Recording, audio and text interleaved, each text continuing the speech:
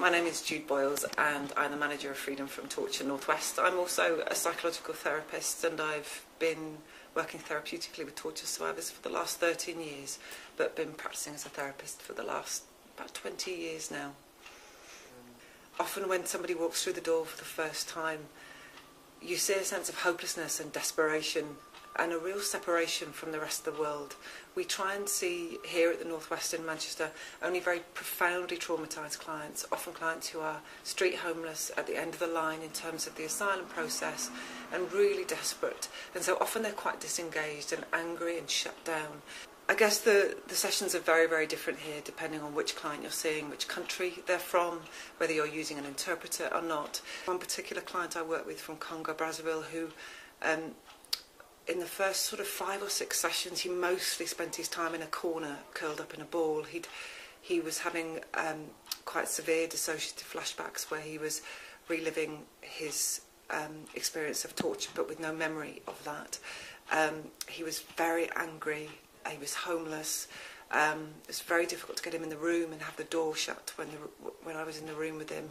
And it was a very, very difficult 3 or 4 months in terms of just getting his social situation stabilised, him safely accommodated with a small income so he could start to eat regularly and to drink, because he didn't look after himself at all. He'd lost hold of a sense of how to look after himself, and to build a relationship of trust with myself and with the interpreter, but also to help him understand his very extreme responses and to help him build tools for managing those responses, but then to very gently and slowly enable him to give us his history at his own time and help him manage that in a very careful way. We're a holistic service, so we don't just work with the psychological distress.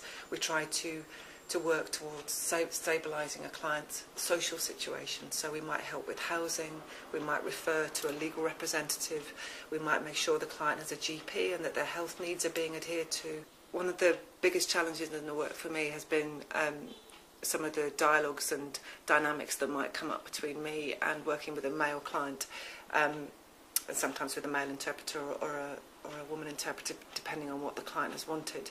And I think it's really complicated that sometimes in a room with a male client, the client may have really horrendous views around women and believe that I am worth less than them. And what I try and do is talk about that in the room, what's going on, how it makes me feel, and encourage that same sort of honesty and dialogue between us.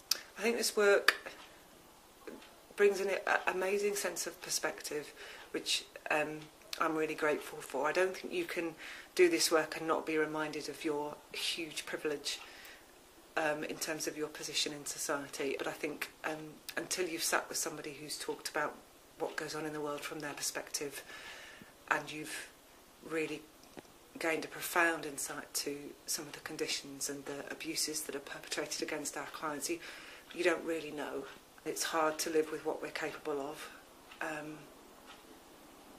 but there's also a tremendous amount of hope and joy in the work.